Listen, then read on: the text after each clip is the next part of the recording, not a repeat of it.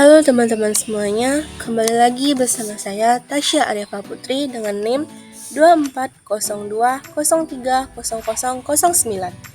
Di video kali ini kita akan membahas tentang ENSO.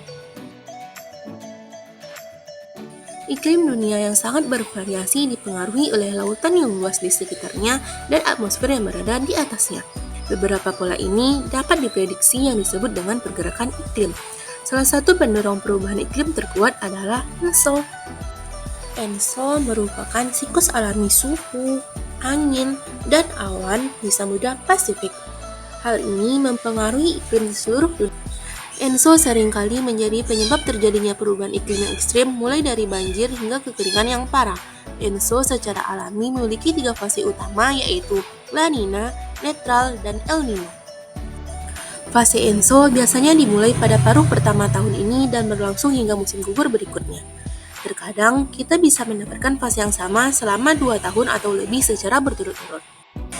Rata-rata dibutuhkan waktu sekitar 4 tahun untuk berpindah dari El Nino ke La Nina dan kembali lagi. Selama fase netral, angin pasat bertiup melintasi Pasifik tropis dari timur ke barat. Angin ini menumpuk air hangat di Pasifik barat. Sebaliknya, suhu air di sebelah timur lebih rendah karena angin pasat menyebabkan air dingin naik dari dalam.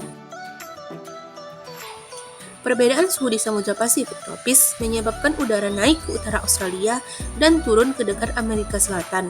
Hal ini menciptakan siklus besar yang terhubung yang disebut dengan sirkulasi Walker. Fase netral merupakan fase normal karena kita berada dalam kondisi ini lebih dari separuh waktu. Meskipun fase normal atau netral dapat membawa cuaca yang lebih normal, tetapi kekeringan dan banjir masih mungkin terjadi. Saat kita memasuki La Nina, sepertinya fase netral sudah memasuki tahap overdrive. Angin pasat bertiup lebih kencang memperluas kolam hangat di sisi Australia di kawasan tropis Pasifik dan mendinginkan lautan yang menuju ke Amerika Selatan. Hal ini meningkatkan perbedaan suhu timur ke barat dan membuat sirkulasi Walker semakin kuat dan angin pasat bertiup semakin kencang. Hal ini disebut putaran umpan balik atau feedback. Begitu hal ini dimulai, kita akan terjebak dalam La Nina hingga setidaknya musim gugur berikutnya.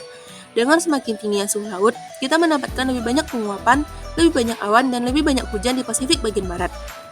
Ini berarti resiko lebih tinggi terjadinya banjir, suhu di siang hari lebih rendah, dan lebih banyak siklon tropis. Di sisi lain, ada El Nino yang merupakan kebalikan dari La Nina. Selama El Nino, angin pasat justru melumat atau berbalik arah sehingga air hangat mengalir kembali ke arah timur. Perubahan pola suhu lautan mengakibatkan terganggunya sirkulasi Walker sehingga mengakibatkan angin pasat semakin melemah dan pemanasan semakin meningkat di wilayah timur. Ketika umpan balik ini dimulai, El Nino pun terjadi. Dengan air hangat yang berpindah ke timur, penguapan awan dan hujan pun terjadi. Hal ini berarti resiko kekeringan yang lebih besar, suhu yang lebih tinggi, dan lebih banyak gelombang, serta lebih sedikit siklon tropis. El Nino memberikan beberapa dampak yang signifikan di Indonesia, di antaranya kekeringan, kekurangan air bersih, gagal panen, serta kebakaran hutan dan lahan. Selain itu, El Nino juga dapat menyebabkan badai dan banjir. Dari sektor pertanian, pola curah hujan dan suhu bisa menyebabkan gagal panen dan kelangkaan pangan.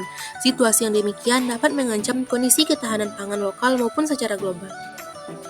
Selain itu, ekosistem di laut bisa terdampak El Nino, seperti pemutihan terumbu karang, pergeseran distribusi, dan kelimpahan ikan. Dari sisi kesehatan, perubahan kondisi iklim mengakibatkan penyakit yang ditularkan melalui nyamuk, banjir, dan penyakit yang ditularkan lewat air, masalah gizi, hingga dampak mental akibat ketidakpastian ekonomi dan ketegangan sosial. Umumnya, dampak fenomena La Nina di Indonesia ditandai dengan meningkatnya curah hujan bulanan mulai dari 10 hingga 40% di atas ambang normal, dan musim kemarau akan sedikit lebih basah dibandingkan normalnya. Peningkatan curah hujan ini juga akan diikuti dengan sejumlah potensi bencana alam seperti banjir bandang, tanah longsor, angin kencang, bahkan badai tropis. Selain itu, peningkatan curah hujan di musim kemarau juga dapat merugikan di sektor pertanian dan perkebunan. Oke teman-teman, sampai di sini dulu ya video kita kali ini. Terima kasih sudah menonton.